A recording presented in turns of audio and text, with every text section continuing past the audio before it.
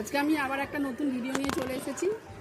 দুদিন আমি ভিডিও দিতে পারিনি, সেটা আপনাদের কাছ থেকে ক্ষমা চেয়ে নিচ্ছি। কেন আমার বিয়ে বাড়ি ছিল, আমি বাড়িতে ছিলাম না, তাই জন্য দুদিন ভিডিও দিতে পারিনি। আবার কন্টিনিউ যেরকম ভিডিও আসছে রোজ, সেই ভিডিও রোজ আসবে আপনাদের কাছে। আজকে আমি লাল শাকের বীজ বসাবো।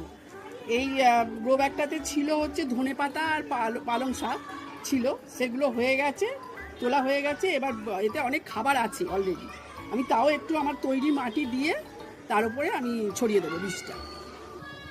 এই যে আমি তৈরি মাটি একটু ছড়িয়ে দিচ্ছি, তার উপরে আমি বীজটা দেবো।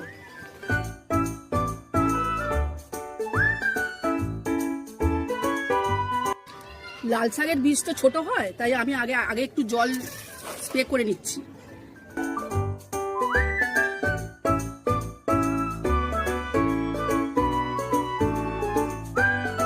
এই যে দেখুন লাল শাকের বীজ ছোট ছোট পোস্তদানার মতো হয়, এটা দিলেই হয়ে যাবে অনেক।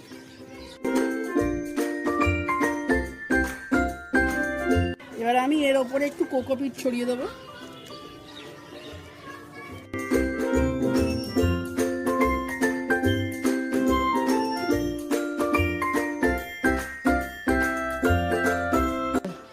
কোকোপিটটা দিয়ে দিয়েছি ওর ওপরে। এবার একটু ওই স্প্রে বোতলে করে জল দিয়ে দেবো হালকা করে।